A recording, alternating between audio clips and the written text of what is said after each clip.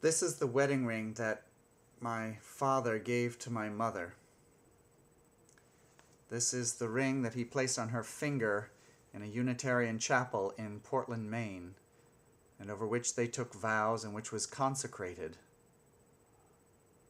This was the solemnification, the symbol, and the solidification of their marriage, their love, their joining, their belief in a societal prescription, construct, ritual,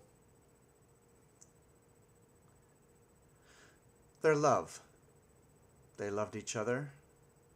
They were attracted to each other. They enjoyed each other's company.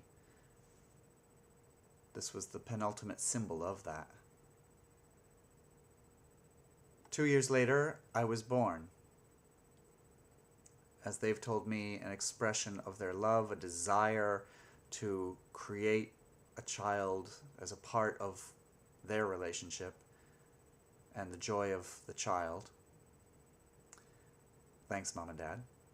And 2 years after that, they divorced. And boy, did they go their separate ways. I saw my father maybe a couple times as far as I can remember, from the age of 2 when they divorced to the age of 4, and then not again at all until I was 12. And though there were checks that came to the house, I think weekly or monthly, there was not any real correspondence, and those envelopes went to my mother. And for me, I saw them getting the mail, but they just sort of passed through. And I grew up, I remember as a child, referring to myself as not having a father. And it wasn't that I didn't remember that I had one, I guess I was talking about what my experience was. It's funny how my mind as a child was able to sort of tell two stories at once. I had a father, if you asked me about my father and the man in the photo album, and walking around in my daily emotional life, I had no father. I do need to say my father did come back into my life when I was 12, and our relationship, starting awkwardly and somewhat coldly, but in a friendly manner, built and built until the love just... I love him very much. I am moved and thrilled to be the son of my father. I consider myself luckier than a billionaire to be the son of my particular mother. I couldn't have asked for richer or better parents to have handed me the tools and gifts that they have. And it's funny because I'm saying that as though knowing my personality, it's great that I have these parents that gave me these tools, when my personality is because of who they were, and they created it. I think it's a combination of things that you come to life with.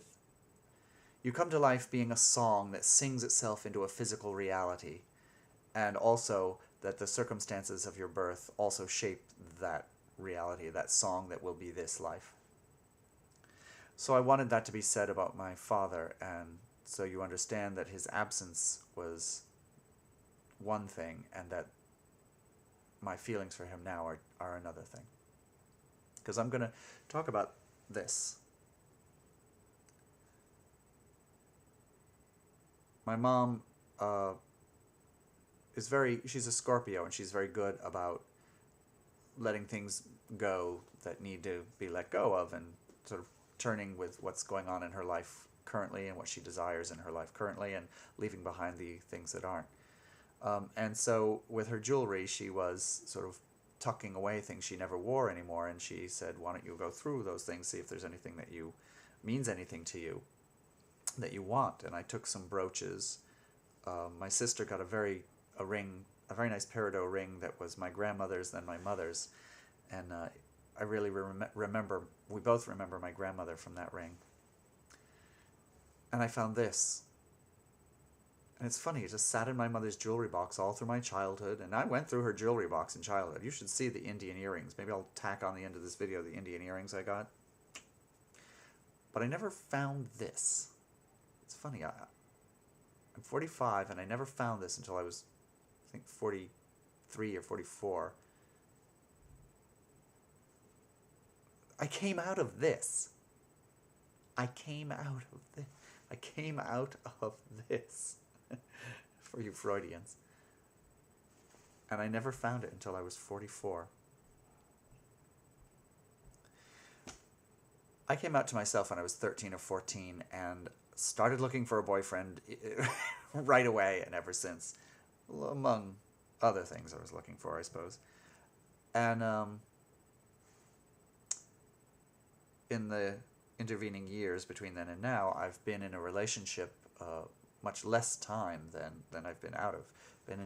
Out of relationships and on my own for much more time. So it's funny to have this, thinking of myself as single, and to put on my parents' marriage, and to remember a time when so much of my life they were apart. They were I thought of them as very separate people, and sometimes I couldn't even reconcile how they had ever come together. I was like, how did those two people really ever make a go of it? No wonder they divorced, I thought. And I'm ignorant of the particulars, I suppose. Really, I would have really had to have been there and been them. But I grew up with feeling separateness about them for so long that it's hard for me to imagine and to contact, to really feel an experience of their togetherness out of which I came. I feel like I don't have a sense of that, and I don't have their marriage.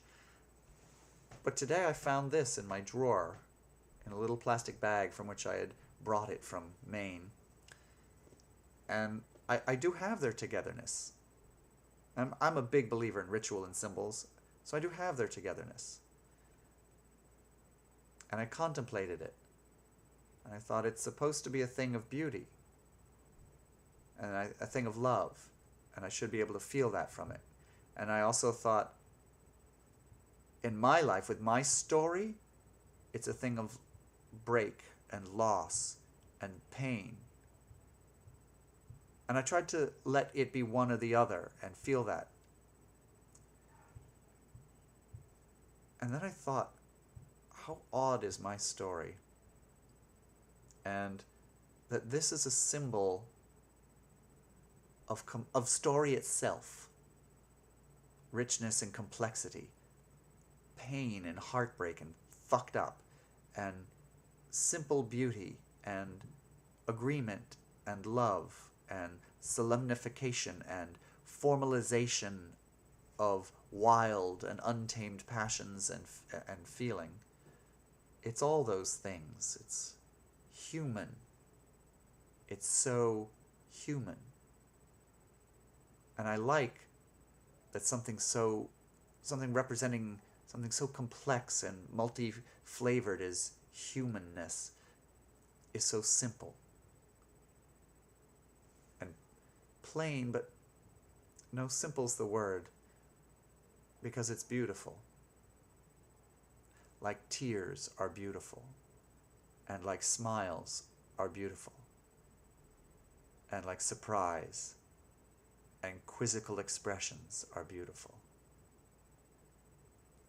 As my sister painted on the wall of our cellar when she was a senior in high school and studying art. You can't be ugly because you are real. All that this resonates with for me